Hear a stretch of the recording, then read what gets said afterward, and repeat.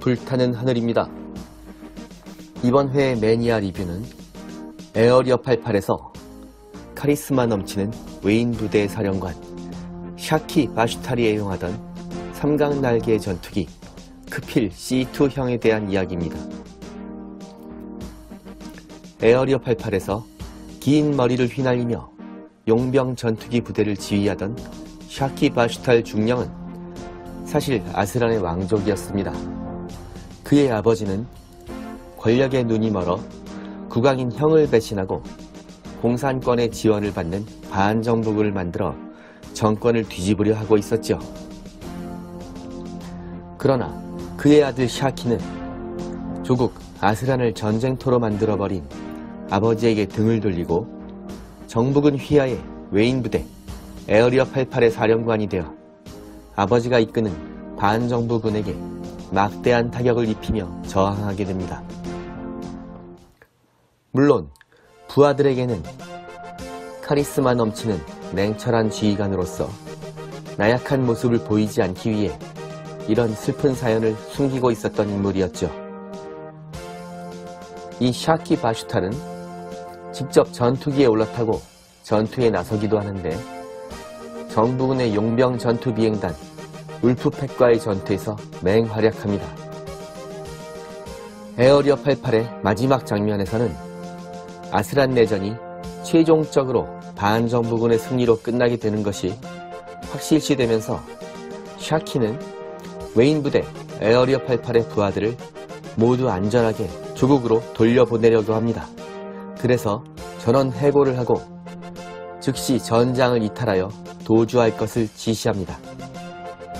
그 후에 본인은 혼자서 마지막 전투를 맞이하려 하고 있었죠. 하지만 해고된 부하들이 모두 도주하라는 명령을 거부하고 일제히 샤키를 따라 반전하여 마지막 전투로 뛰어드는 명장면이 연출되었죠. 이 장면은 그 당시 사춘기 청소년들의 가슴을 찡하게 만들었었습니다. 샤키 바슈탈이 애용하던 삼각날개의 전투기가 매우 인상적이었는데 당시에 유명했던 삼각날개 미라주 전투기로 알고 있었던 시청자들이 많았었습니다. 하지만 실제로는 이스라엘 공군이 사용하고 있었던 크필 전투기였죠. 이 전투기는 프랑스의 미라주 전투기를 이스라엘이 무단으로 복제하여 개량하는 과정에서 탄생한 특이한 사연을 가진 전투기였습니다. 그래서 이 크필 전투기에 대한 리뷰를 알아보기 전에 그 첫 단계로서 크필의 원조가 되는 프랑스의 미라주 3 전투기에 대해서 알아보도록 하겠습니다. 그리고 이스라엘 공군에 수출된 미라주 전투기가 맹활약하는 제3차 중동전에 대한 이야기도 알아보도록 하겠습니다.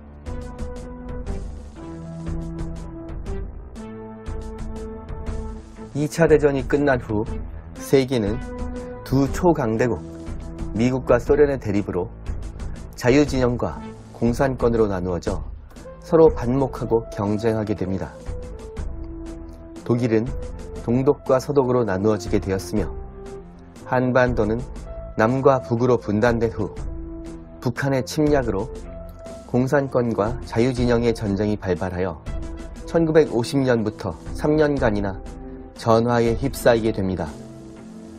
중국은 본토를 장악한 공산정권에 저항하여 대만의 둥지를 튼 자유중국 정부가 미국의 지원하에 중국과 대립하고 있었죠.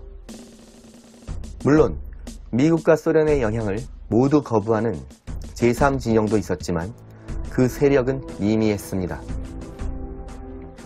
프랑스는 1차 대전의 승전국이면서 전통적인 유럽의 강대국이었으나 2차 대전에서는 일찌감치 독일군의 전격전에 무너지면서 항복하게 되고 결국 비참한 신세로 전락하고 말았죠.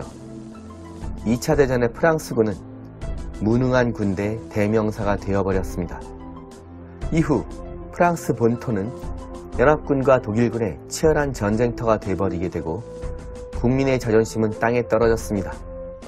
그리고 전쟁이 끝난 후 잿더미 속에서 다시 일어서야 하는 신세가 되어버렸습니다.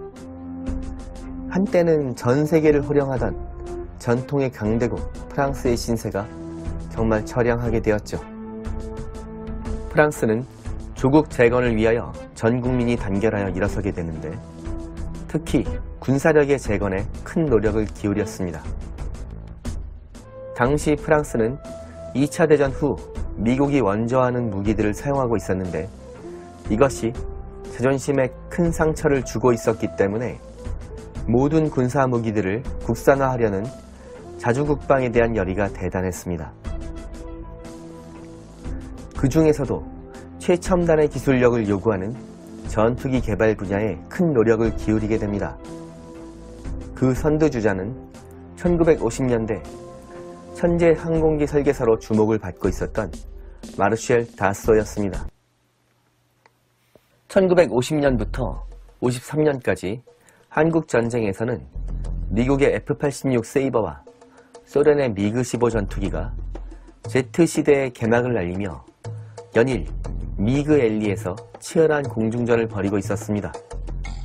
역시 천하는 미국과 소련이 양분하는 모양새였습니다.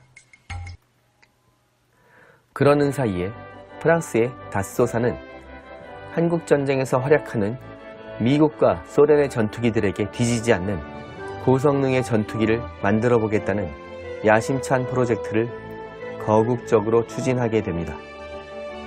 결국 자체 제트 전투기 개발에 착수한 다쏘사는 1952년 프랑스 공군에 최초의 국산 제트 전투기 우라강을 납품하여 그 첫걸음을 시작하게 됩니다. 우라강은 미국의 F-80 슈팅스타 정도의 성능을 가진 직선익 전투기였죠. 이후에는 1954년 유럽 최초의 후퇴익 전투기 미스텔을 개발하게 되면서 미국의 F-86이나 소련의 미그-15에 뒤지지 않는 고성능의 전투기를 드디어 프랑스 공군도 가질 수 있게 됩니다. 1954년 미스텔4는 수평 비행에서 음속을 돌파하여 프랑스 공군을 초음속의 시대로 이끌게 되었죠. 이후 1956년에는 후속기인 슈페르 미스텔이 등장하게 되는데 보다 진부한 전투기로서 프랑스 공군의 전력을 한층 높이 상승시키게 됩니다. 하지만 미스텔은 누가 보더라도 미국의 F-86 세이버의 영향을 받은 기체라는 것을 쉽게 알아차릴 수 있을 정도였으며 슈페르 미스텔도 F-100 슈퍼 세이버를 모방했다는 이야기를 들어도 할 말이 없을 정도로 외형과 성능이 유사했습니다. 아직은 다쏘사의 기술력이 미국의 전투기를 모방하는 정도의 낮은 수준으로 평가되었기 때문에 다쏘사의 전투기들은 해외 시장에서는 별다른 주목을 받지 못하고 판매 실적도 영 시원치 않게 됩니다. 하지만 이스라엘만은 달랐습니다. 이 당시 이스라엘은 독립전쟁과 2차 중동전을 거치면서 아랍 진영과 전시 상태로 대치하고 있었기 때문에 단 한 대 전투기라도 더 구입하여 전력을 강화하려 했습니다. 그래서 프랑스가 저렴하게 판매한 우라강, 미스텔, 슈페르 미스텔이 모두 환영을 받게 되죠. 이 전투기들은 프랑스 공군에 신형기가 공급될 때마다 구식기체 잉여분을 매우 저렴하게 넘긴 것이었는데 신예기를 계속 개발하고자 하는 프랑스로서는 이런 구식기들을 헐값에라도 처분하는 것이 유리했으며 이스라엘의 입장에서는 적은 자금으로 제트 전투기를 많이 확보할 수 있다는 이점이 있었죠. 더구나 이스라엘 공군은 이 전투기들을 실전에서 사용해 보니 아랍군을 상대로는 성능이 생각보다 쓸만하다는 좋은 평가를 내리고 있었습니다.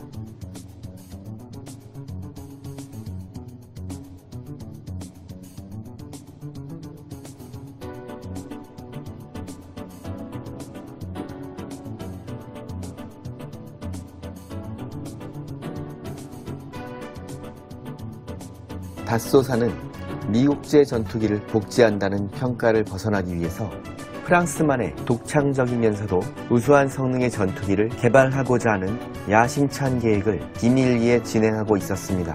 이 산물이 바로 훗날 프랑스의 자존심을 드높이게 되는 삼각날개 전투기 미라주 시리즈입니다. 닷소사는 삼각날개 전투기의 가능성에 대해서 도전을 하기로 합니다. 열정적인 연구와 투자를 집중하게 되고 결국 1955년 6월 최초의 델타익 시제기 미라주-1을 개발합니다. 이 시제기는 성공적인 평가를 받게 되며 이어지는 개량형 미라주-2를 거쳐서 점점 완성도를 높여가게 되죠. 그리고 결국 닷소사는 세계 수준의 전투기로서 손색이 없는 결과물을 만들어내게 됩니다. 그것이 바로 삼각날개 전투기의 대명사 미라주-3 전투기였습니다. 1960년 10월 최초로 선을 보인 미라주-3는 프랑스 공군이 요구하고 있었던 마하 2급의 빠른 속도를 포함한 최신의 전투기로서의 요구사항을 모두 만족시키게 됩니다. 1961년 7월부터는 양산 모델인 미라주-3C형이 프랑스 공군에 인도되기 시작합니다. 최고 속도가 마하 2.2였으며 비무장 시의 최대 항속거리가 3,300km 이상으로 전투 비행동 반경이 1,200km를 넘을 정도의 고성능이었습니다. 여기에 프랑스제 시라노 레이더 시스템과 통합된 화기 관제 장치를 장비하였기 때문에 전천후 유격기로서의 성능도 가지게 됩니다. 동체 하부에는 보조 로켓 시스템도 장비하여 단숨에 높은 고도로 올라갈 수 있는 뛰어난 상승 능력도 가지게 되었습니다. 무장으로서는 30mm 디파 기관포를 이문이나 고정 장비하고 있었는데 여기에 마트라 R511, R533 공대공 미사일의 무장도 가능하여 스펙상으로 볼 때는 당대 최고 수준의 전투기로서 손색이 없었습니다. 여기에 대지 공격을 위한 무장도 가능했기 때문에 다목적 전투기로서의 능력도 가지게 되었습니다. 이로써 미라주-3는 공산권의 최신의 전투기였던 미그 21에 대해서 충분히 맞설 수 있는 성능을 가지게 되었습니다. 하지만 세계적으로는 그 성능을 인정받지 못하게 됩니다. 프랑스군은 아직도 2차 대전에서의 무능한 군대 이미지를 벗어나지 못하고 있었으며 고전적인 형태를 벗어난 삼각날개 전투기라는 것이 고속 비행 시에는 우수하지만 저속에서는 아무래도 불안하다는 평가를 받고 있었기 때문이었죠. 이런 이유로 해외 판로 개척에서는 시원치 않은 결과가 나타나게 됩니다. 대부분의 국가들이 이런 낯선 형태의 삼각날개 전투기를 구입하려고 하지 않았기 때문이죠. 전 세계의 군용 항공기들은 미국제와 소련제로 양분되고 있던 시절이었기 때문에 프랑스가 그 틈새를 파고들기란 쉬운 일이 아니었던 것입니다. 하지만 아랍 제국의 위협에 맞서 전력 강화를 고대하고 있었던 이스라엘 공군은 그동안 도입한 프랑스제 항공기들을 애용하고 있었던 단골 고객이었죠. 결국 이스라엘은 이 최신의 미라주-3C 전투기도 망설이지 않고 도입하기로 결정하게 됩니다.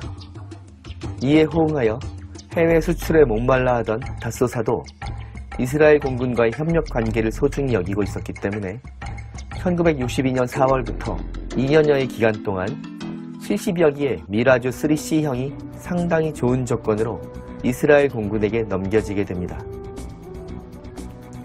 이 당시에 이스라엘은 적대적인 아랍 국가들에게 둘러싸여 언제 침공을 받을지 모르는 약소국의 이미지였기 때문에 프랑스 정부로서도 이스라엘을 도와주는 것은 인지상정이다라고 생각했기 때문에 저렴한 가격으로 미라주-3C의 수출을 승인하게 됩니다. 그런데 미라주-3C의 이미지를 단숨에 상승시키는 엄청난 사건이 발생하게 됩니다. 그것이 바로 제3차 중동전으로 알려진 6.1 전쟁이었습니다.